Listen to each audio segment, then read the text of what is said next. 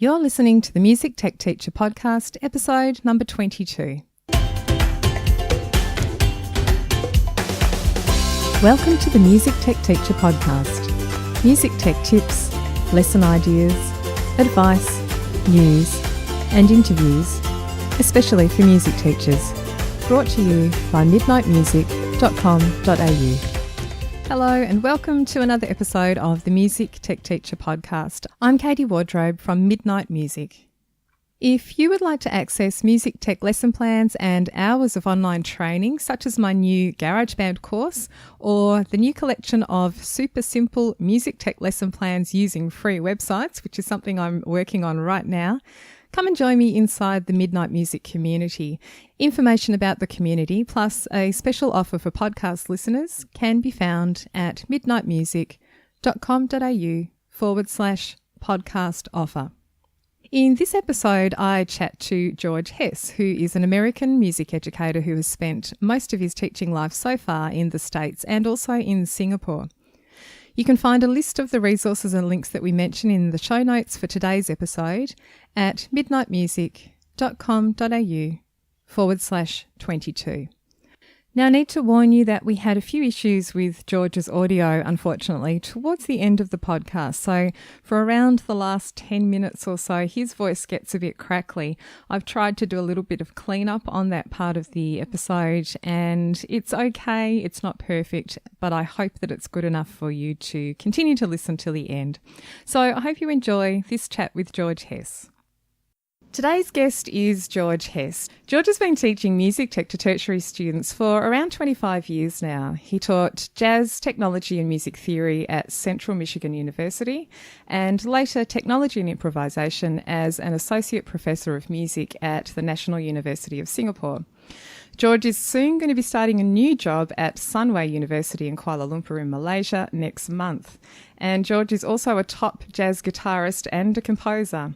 And I was surprised to learn that George got his first passport at the age of 50, which can't have been that long ago, I'm sure, and he's filled 2 passports since, so he's up to number 3 at the moment, which is just phenomenal.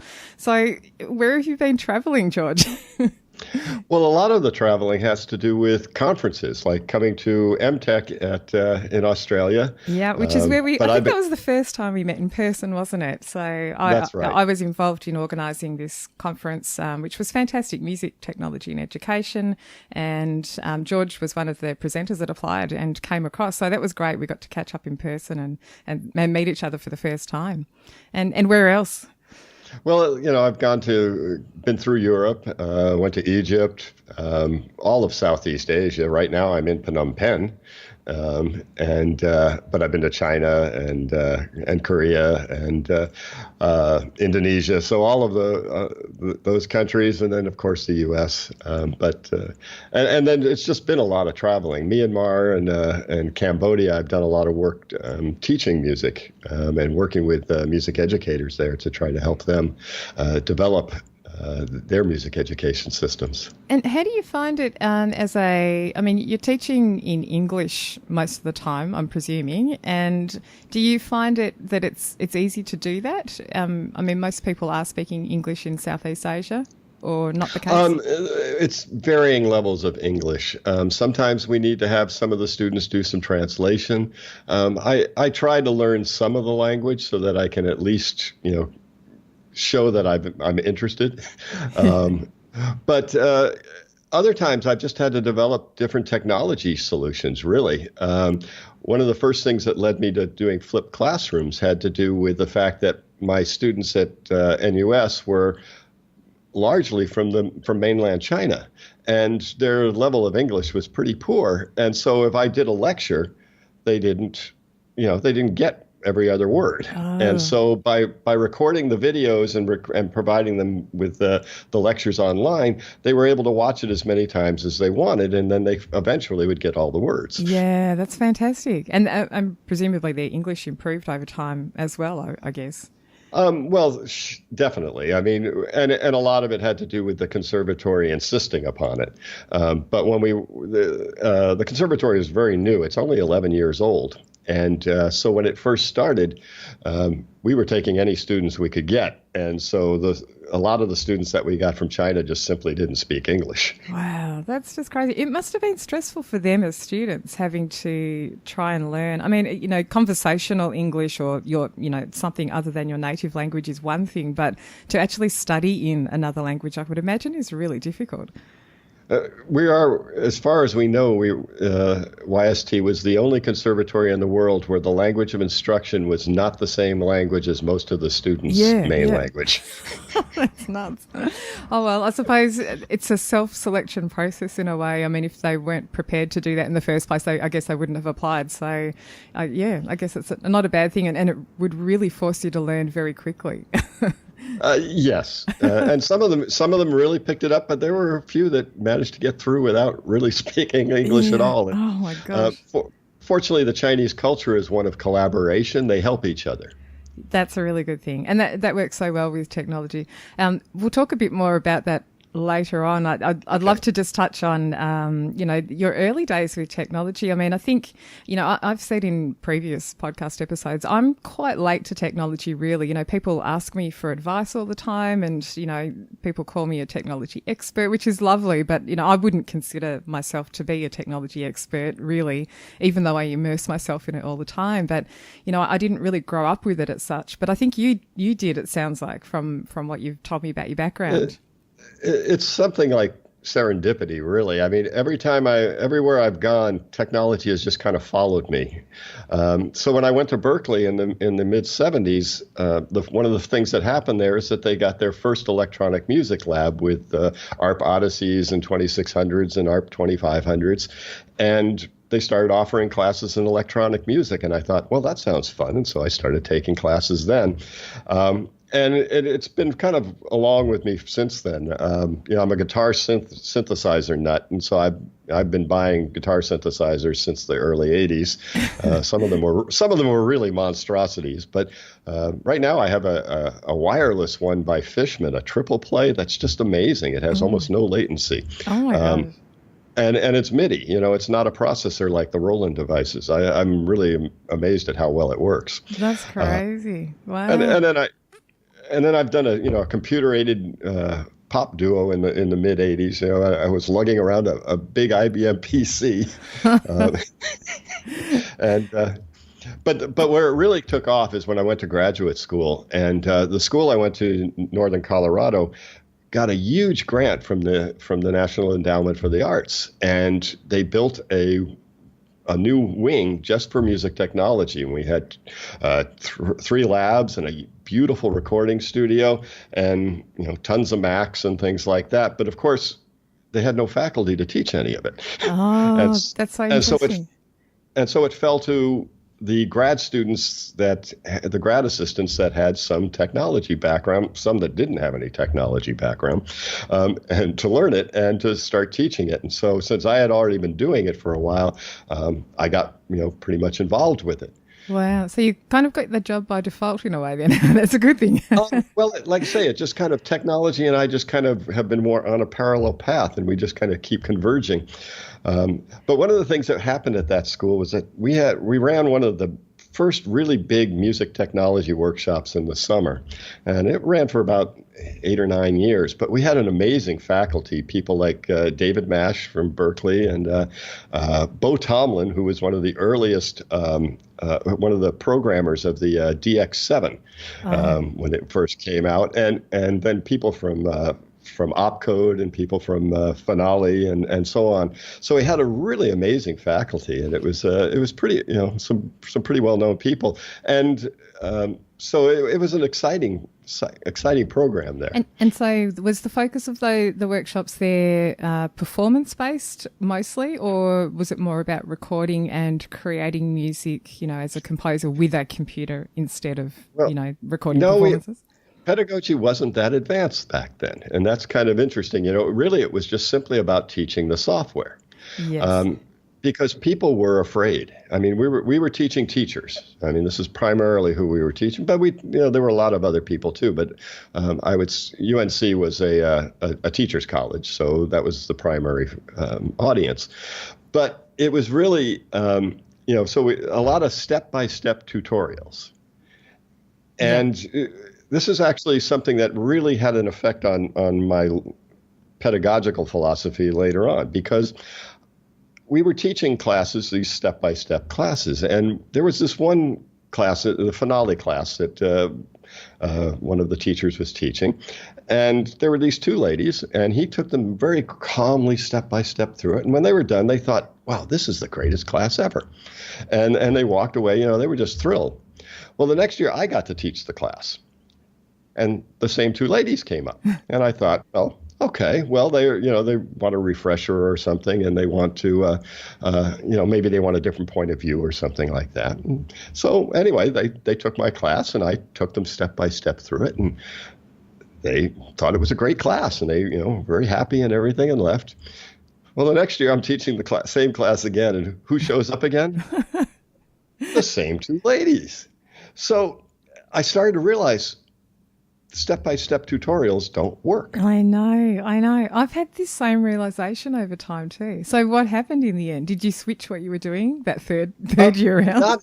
Not quite then, but it basically bells started ringing in my head, and that was when I started to look at project-based learning. And so I've been doing that for first time I really implemented a project-based class was in 1996, I think it was. And it was a complete disaster. But I persevered, and I've continued doing it, and eventually even won an award for my project-based music technology class. It was all about the blues.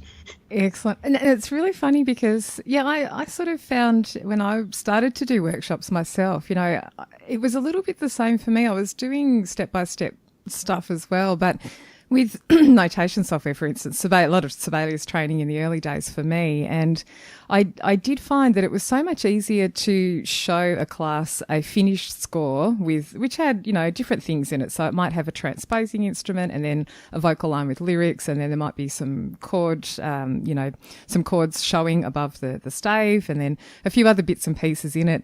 And then I'd say, well, we're going to recreate this score. And as things come up, you are forced to learn how to create chords or how to put lyrics in, because it's in the score that you need to do. And that's how I learnt Sibelius myself. It was because I was doing paid jobs for people. And I think, I've mentioned in another chat I've done with someone else for another episode of this podcast, I ended up being an expert at one point in harp notation because I had to do a harp score, which drove me nuts.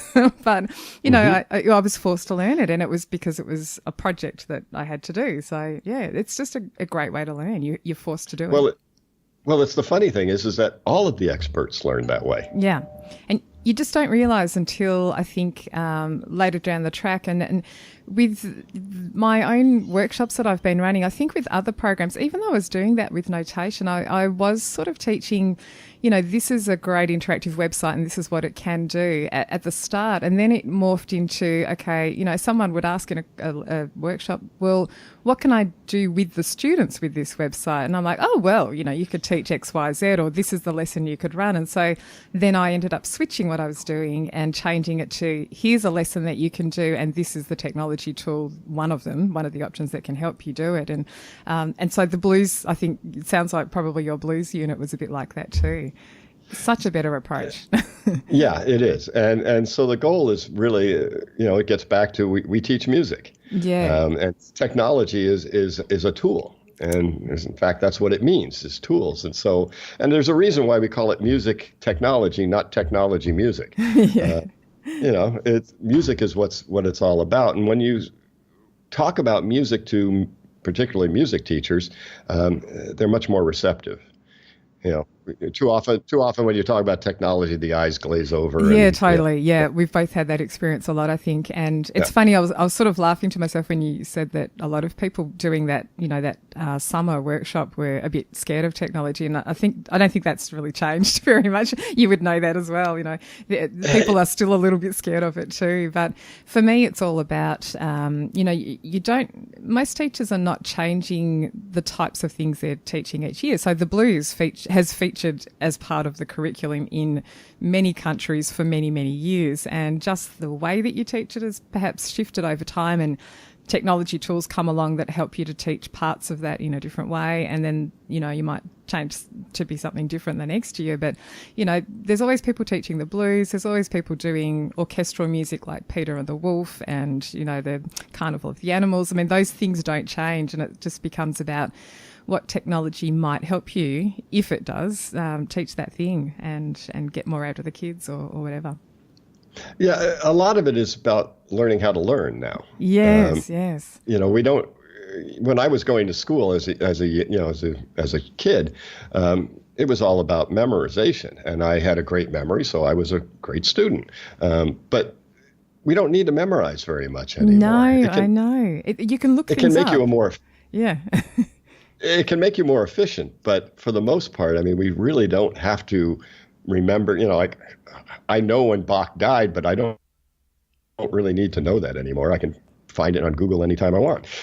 Yeah, exactly. And that's the world my own kids are growing up in. And really, I don't feel like I need them to learn stuff a lot. You know, some people get caught up in we did it this way when I was young and it served us well. And I think, no, it's not. I don't think it's so true anymore these days, because you just do have instant access pretty much most of the time to information. And, you know, you can use my brain cells, I always feel, just don't have room to remember everything. So I need to spend those brain cells on the really important things, you know, like how to apply stuff instead. And that becomes a better use of it.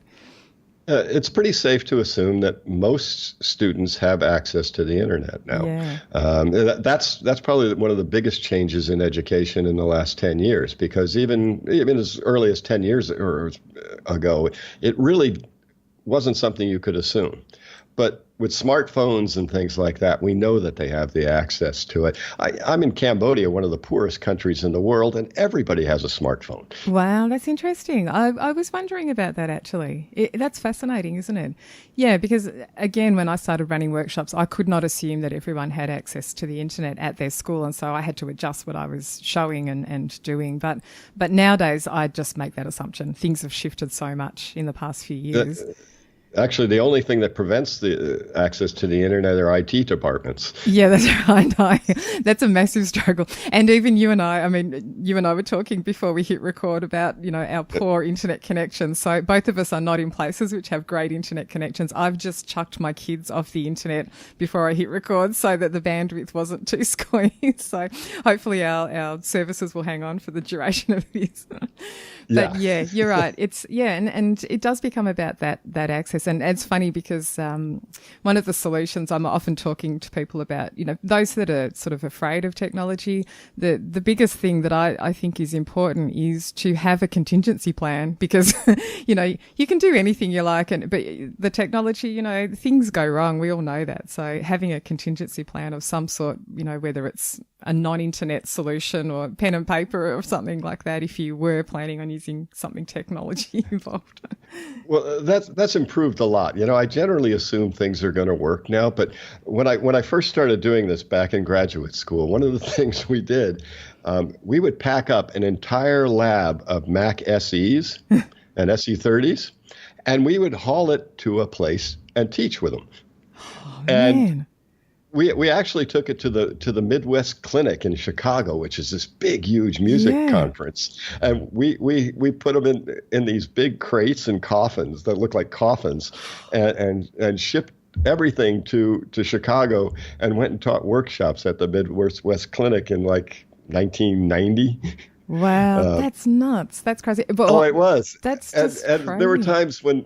There was one time we shipped it. We went to it was the state MEA conference, and the conference venue didn't realize how much power we needed. Yeah.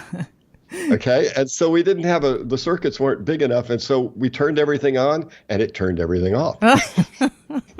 And this went on for about the first half a day before they got around to actually giving enough a big enough circuit to handle it all. And so we were really tap dancing, you know, shadow puppets on the wall and stuff like that. Yeah, I've had that experience once actually, and we have a mutual friend, James Humberstone, and he and I were working for Sibelius at one time, and we were running some workshops at a conference here in Melbourne, and we had a travelling set of laptops. I'm pretty sure I hope I'm remembering correctly, but we had sort of road cases similar with laptops in that we would set up for workshops, because at that time you could not guarantee by any means that everybody had their own device with them. I mean, nowadays, again, I can easily make that assumption, bring your own device. But at that time, it was so unusual. There'd be one or two people in each workshop with their own laptop. And so we had this travelling set of laptops. And one day they just didn't turn up in time for the first session of the conference. And James and I were outside twiddling our fingers, like, please, sweat breaking out, waiting for this truck to arrive. Well, but if I was doing it nowadays, I wouldn't even set up computers. I just tell everybody to bring their own and probably find a small portable MIDI keyboard to make sure that they could do some work. But, yeah, exactly. And it's much better. I started running those sort of bring your own laptop workshops even slightly before everybody had them, had their own laptop always. And really it was because I found that teachers wanted to see things working on their own device, not in some fancy lab. Sometimes you'd run workshops in a beautiful lab that's set up at a school or a university or some other venue. And teachers thought that was great, but then they'd go back to their own school or own device and go, well, it worked there in this beautiful setup, of course, but not back on my own device. And now it's nice to have that experience where they see it working on their own thing, and it continues hopefully after they've left the workshop too. Yep. So tell me about the flipped classroom things that you've done with students and how that's worked. Well, the flipped classroom is just simply you record your lectures, and then when they come to class, you work with them. You do workshops and different types of projects and things. And it kind of led into project-based learning. It works really well that way too. So I don't, with most of my project-based classes, which are most of my classes, I don't really do more than 5 or 10 minutes of talking to the whole class at any time. And instead, I basically post videos that are either instructional or most of the time they're modeling. I model how I do the project. Yeah, that's great. And because I want them to actually learn how to learn, so I don't really want to answer all of their questions in my videos. Certain things that, they absolutely have to know, well, yeah, sure, I'll make sure that they have that. But there's also no point in reinventing the wheel, because I'll send them to YouTube for, if we're starting on logic, well, there's how many beginning logic tutorials are there on YouTube? Go find one. So, there's no reason. So true. Yeah. And I've come to the same thing again over the years too. And handing out notes even to people, people want notes after workshops where you've talked live, but where are the handouts that we can take? And I used to create all these documents with how-to information in them. And then I thought, what on earth am I doing that for? That's the role of the software company, to do that. And there's, anyway, like you said, stacks of videos online, and there's many websites you can sign up for just basic how-to stuff. And it made no sense me doing that too. So yeah, it makes much more sense for us to talk about the application of the software and how you would do that. And a lot of times what I do is I'll set up challenges for myself in the project. Yeah. And so I'll decide to do something I don't know how to do, and then I'll show them how I went about learning it. Yeah. And that way, brilliant. So I'm modeling learning rather than modeling software development. And of course they can look at what I learned how to do and they can go ahead and use it. But at the same time, they'll see how I figured out what it is I wanted to do and how I chose to do it. And that's really what I'm trying to show in the models. That's not great. So much. Yeah, that's another step removed, isn't it? Another sort of step away from, the actual how-to. That's really good. That's really interesting. Yeah, so I should do more of that, I think. It all works really well for me because, I don't really like teaching. I mean, I don't like standing up in front of a class and pontificating. Yeah. But I love learning. I love to learn. Yeah. And so in these projects, a lot of times what happens is the students kind of surprise me and they'll say, how do I do this? And my answer is, I don't know. Let's find out. Yeah, great. And they loved. What was amazing to me is that they love this. I don't have to be the superstar, the expert in everything. I don't have to know everything.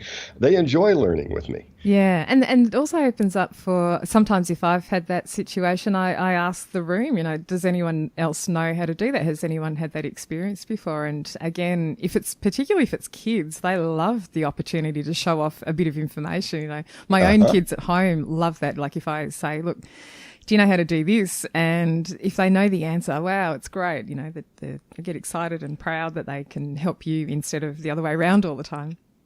Yeah, if we run into a question like that, I often post it on our forums, yes. and our discussion forums, and say, okay, first person to get it gets a prize of some sort. Yeah. Yeah. Oh, that's good. Incentive. This episode of the Music Tech Teacher podcast is brought to you by the Midnight Music Community.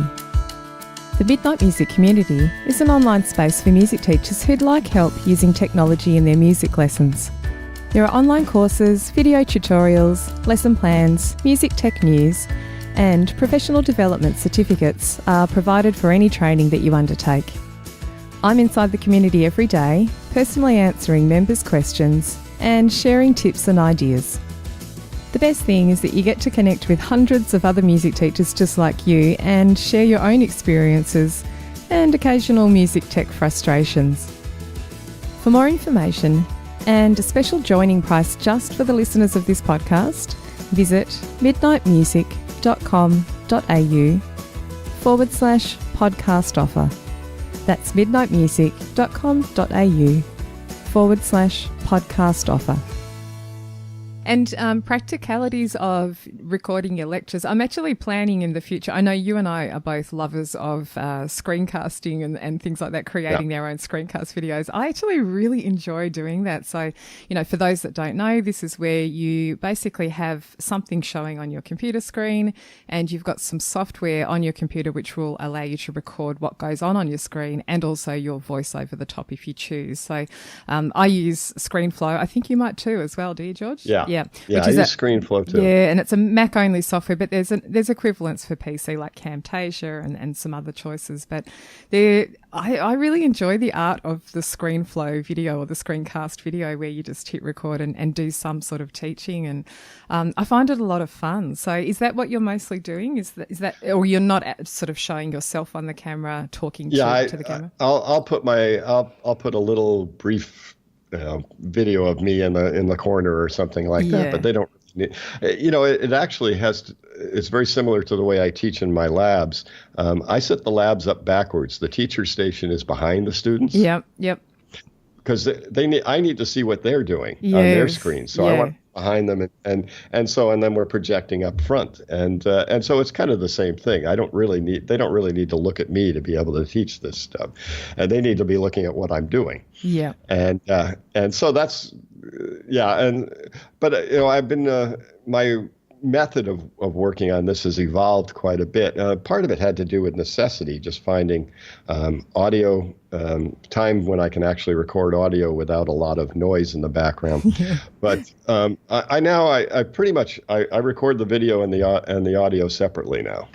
Yeah, and it's funny because I've shifted a little bit. I decided I have two styles of screencasting, and I'm actually thinking about doing a whole episode just about screencasting because people, when I mention it in workshops, everyone pricks their ears up and is quite fascinated by A, the fact that you can do this because a lot of people don't realise, and then B, how do you go about this and what's the best practice or the workflow? And it's funny, I started out doing nearly all of mine quite scripted and definitely the audio separately recorded first, and then I would do the screencast, the actual, what goes on visually, and then I'd match the two up, and I still do that. If I'm doing sort of the professional, in inverted commas, that style of video, I'll do that option. But nowadays, if I know the material well enough, I'll just try and do it all in one go on the fly a little bit more, and there's so much less editing time involved. So I'm really loving that at the moment.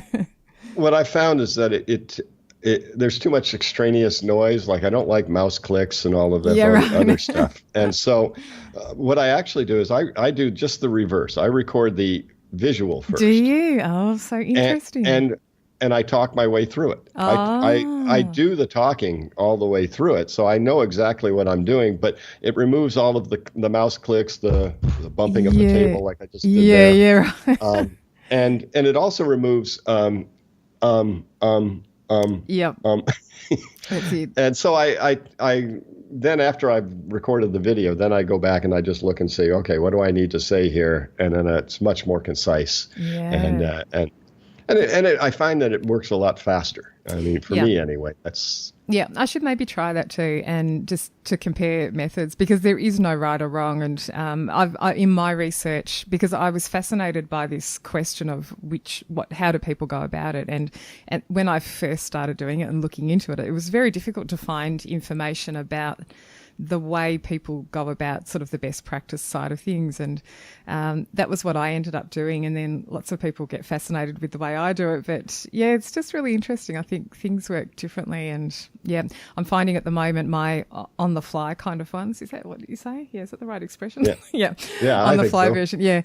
That's just been so much quicker for me. And I make a quick note if I do the clap thing, you know, in audio recording. I've told people in workshops before, often in audio recording, you know, if you make a mistake, you can put a clap, do a clap in the recording so that you can easily see the point at which you need to edit. I don't know if you ever use that technique, but I do it a lot if I'm recording a podcast episode on my own. It's just me solo talking. If I mess one bit up, you know, too much, then I will clap so that I can really easily pinpoint the part that I need to take out, and I can sort of visually scan through the audio waveform, and that works really well. So with these screencasts that I've been doing sort of more on the fly, I've done the same thing. So if I mess something up bad enough, then I'll just do a clap and then go back and remove that part. And it saves watching the entire video. Yeah, it's really good.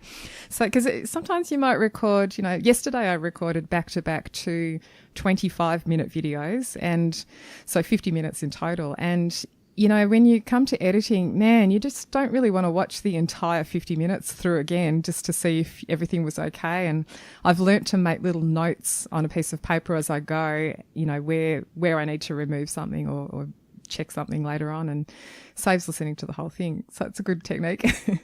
Yeah, there's nothing worse than posting a video and then watching it and realize, oh my gosh. Yeah, what the hell? What did I do?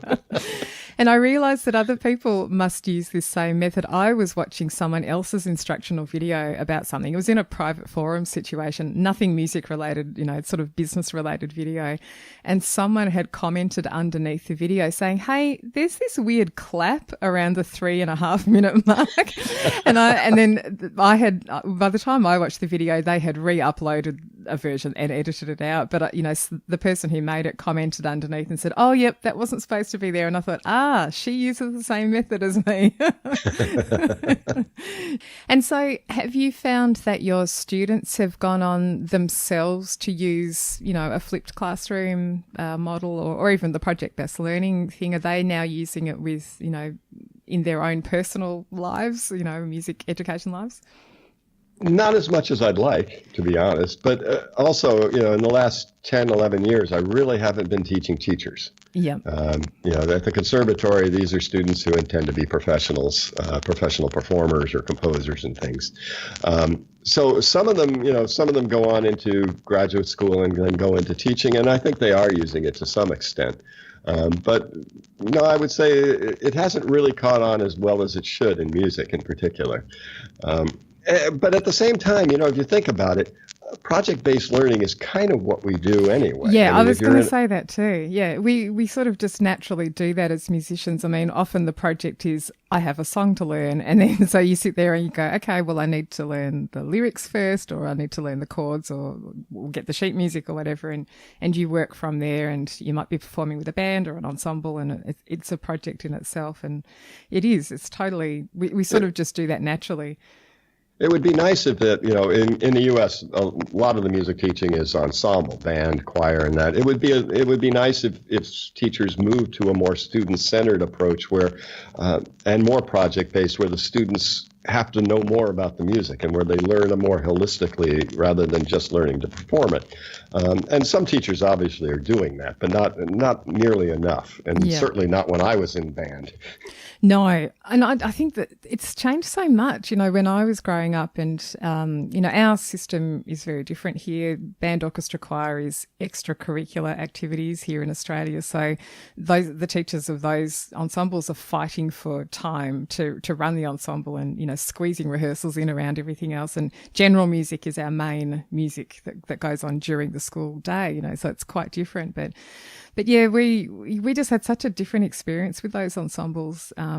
to the way things are or could be now. I mean, I'm presume that some are still run the same way when I was growing up, but with the technology involvement, there's so many different options for you. And the flipped classroom thing, I think, works really well for that. And I do know a couple of teachers. There's one teacher here I know of in Australia who does quite a bit of recording of himself playing all the separate parts of an ensemble, and then he will upload those to an online space where students can access them ahead of the ensemble rehearsal. And so the students can learn their parts or have a go at least and play along with him. And he does slow versions and faster versions, and then versions which have the other parts playing in the background, and then, all combinations of everything. And so by the time they get to rehearsal, they kind of get to spend a bit more time on the niceties, like the dynamics and the phrasing and all those things are very hard to get to until the end usually of the process. So so I think it's good.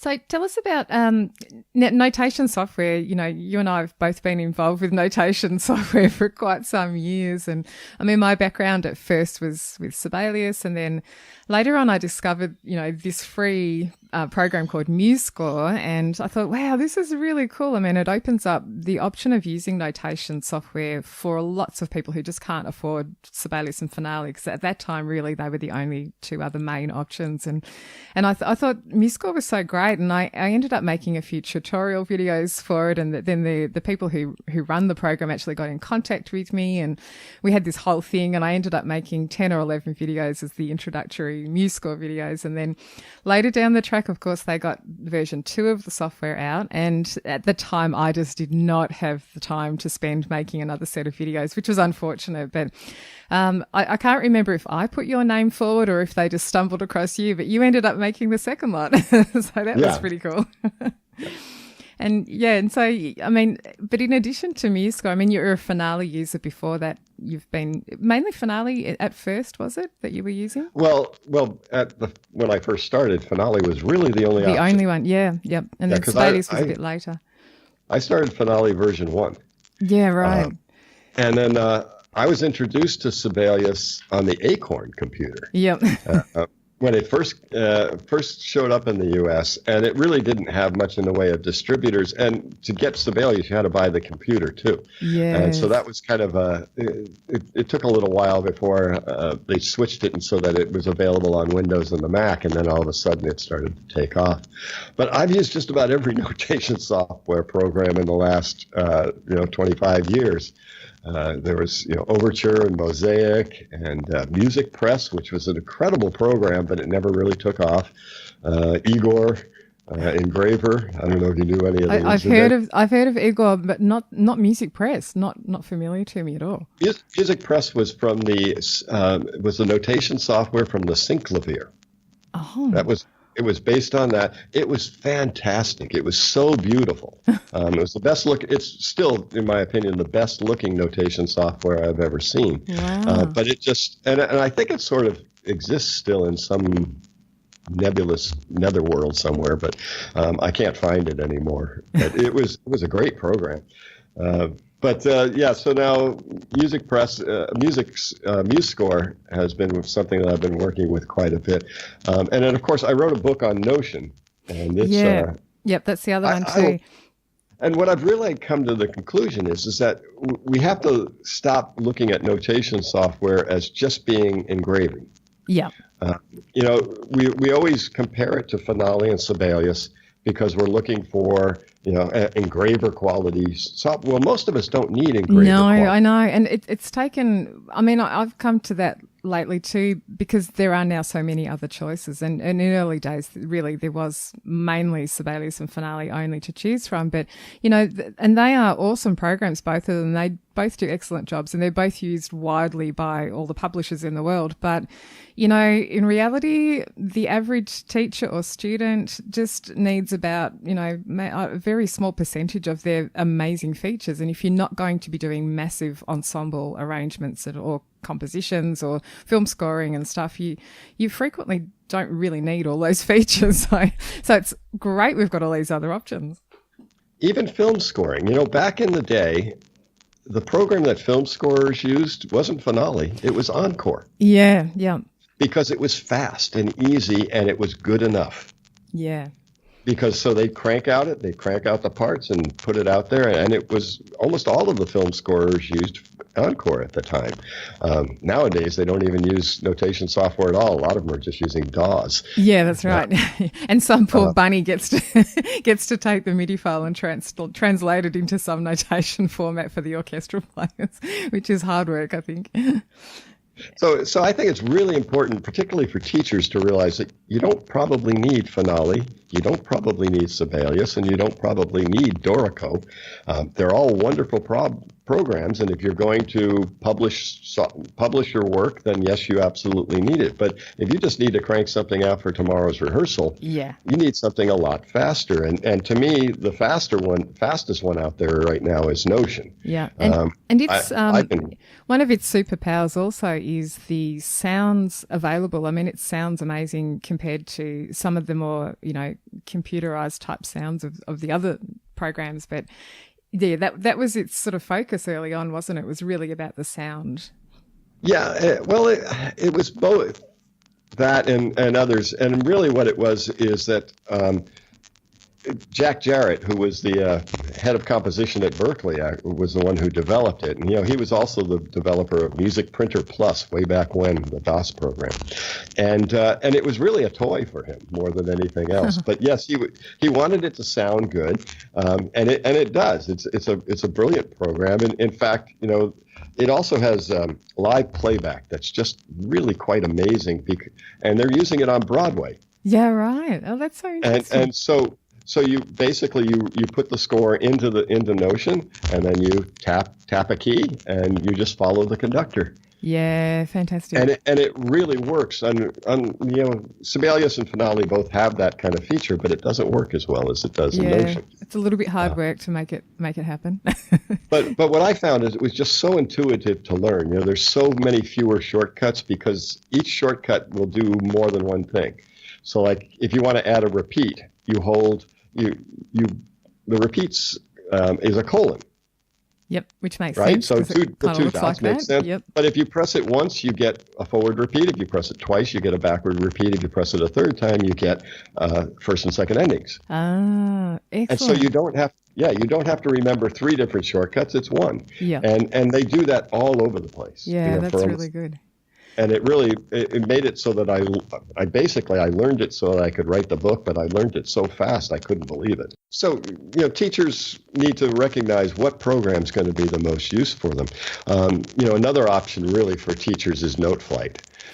It's just a great program, and it's getting better every minute. Yeah. They just recently announced now that they're connected into Soundtrap, which is online GarageBand. I know, basically. how exciting was that? I saw that come up on Facebook the other day. Yeah, and I think I loved the comment on Facebook.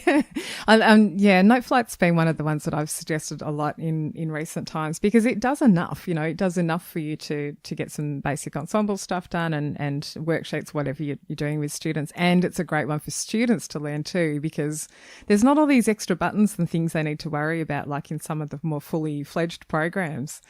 So it's just a great choice. Yeah, a lot of people complained about the new interface, but I actually thought it improved it quite a bit. Oh, I did too. Really, I didn't hear complaints. No, I like it a lot, and it sort of made it more consistent across the board. And it's great. Just the way it works across all devices.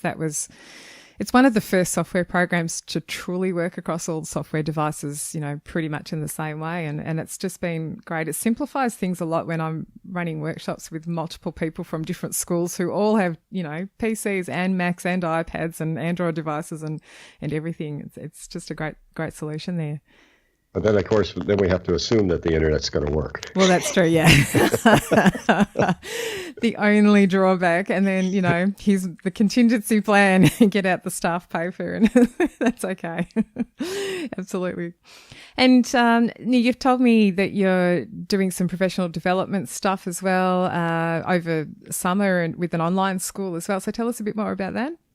Well, one of the things we've noticed is that teachers complain about professional development all the time, music teachers in particular, because if they do professional development in an in-service at their school, it's rarely has anything to do with music. Yeah, I hear it too all the time. And then they have to use their summers to get the credits and that they need, and so that vacation time is pretty important, I think, actually, for regenerating and recharging, and it's expensive. If they don't have a university in their town, they have to go travel and they have to stay there overnight and all this stuff, and it ends up costing a lot of money. And so we started looking at what was happening in online education, and what I found is that there's not very much for music. There are a number of places like the Connecting Link that'll offer education classes, and but they're reasonably inexpensive. And there's actually a couple of places that'll let you get your continuing ed units for really, really cheap. But there was nothing for music. And, there's a few classes here and there, but mostly individuals offering it. And, Music First has started to coordinate some classes that are related to their programs. But we wanted to get something that was online that was quality and affordable and convenient.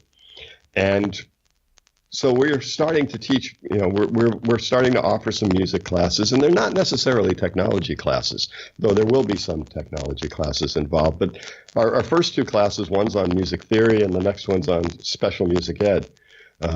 And what we're going to do is we're going to have two different types of classes. One will be professor-led, where we'll actually meet the students, online using video conferencing software each week, and so it's a structured class. And then we'll also have the self-paced classes that are available too. But our intent is to make sure that the price is considerably less than anything that they're paying right now that we can find online. And then the other thing is that we're intending to make it so that the professors, the teachers that are offering these classes, are going to be the ones that make most of the money. So we want to take care of them, because adjuncts are probably the most unfairly treated people in the entire education industry. Yeah, so true. They're just abused. And so we want to make it so that they can decide, they have more control. So there's not going to be much in the way of overhead. We're going to have the technology put together so that they can do it all. But there's not a lot of administration and anything like that. And we're not building swimming pools and stuff. And so that's basically our goal. And we've partnered with Adams State University in Colorado to be able to offer credits, and the credits are very reasonable. They're $55 each, and so it's going to be a way for people to take care of some of their professional development at a reasonable cost, in the convenience of their own home. Yeah, that's really great. And, it is really hard to find decent professional development, like you said. And that's the comment I hear a lot, is that a lot of what's offered at schools is, very generalized, and so therefore not music specific. And, music teachers sometimes have a hard time applying what they've learnt to the specifics of the music subject. And it can be really difficult to apply that and work out, how it can be relevant for you. So it's much easier when you've got someone showing you and giving you lesson ideas who's qualified to do that. And special music ed is a big hot topic really at the moment. I'm finding I get asked quite a bit about that too. In Australia here, we've had a bit of a change with our curriculum, and it's kind of a requirement across, it's a bigger requirement than it was in the past to have some sort of element of special ed involved with your classes. So so it's a really good topic.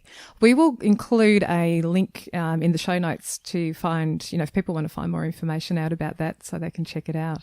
I'll grab that from you after we've spoken. So, and links to anything else that we can think of that we've covered as well.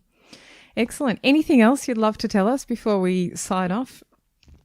No, other than it's always a pleasure to talk to you. Oh, thank you, and to you too. I'm hoping we'll catch up in person. I know I say this to everybody I chat to on the podcast, but it's true. I feel, we're often quite isolated here in Australia, so it's easier for everyone in the States to catch up with each other at all the conferences there. So I'm hoping again to get across to the Texas Music Educators Conference next year. So that will take care of meeting up with a few people. But I don't know if you're intending to go to that or if you've ever been to that one before. Well, it's too late to apply. So, yeah, I got in the nick of time, literally in the nick of time. And it was because someone posted something on Facebook and then I got an email and literally like with hours to spare, less than hours actually, not even multiple hours, but I did squeeze it in there, I think. But at least I am still on this side of the world, so there's a chance we'll catch up. I know. It's so true. It's so true. Yeah, you're one of the only ones actually, and it's great. Our time zones weren't too different for talking today. Right. So I'm often talking to people when it's 6 a.m. my time, which is much better time for the States, but not so much here. So I'm doing the same. Yeah. When I talk to people in the States, you get very good at translating and converting time zones. I'm an expert. I can pretty much name any time of our day. I can tell you what time it is in New York. So good to talk to you. Thanks so much, George, for spending some time today. And as I mentioned, we'll put some links in the show notes, more information about things that we've mentioned today. And I hope to catch up with you soon. Okay, thanks. All right, thanks. Take care, Katie. The Music Tech Teacher podcast is hosted by me, Katie Wardrobe. You can find more information and links from today's episode at midnightmusic.com.au/22. Thanks for listening and see you next time.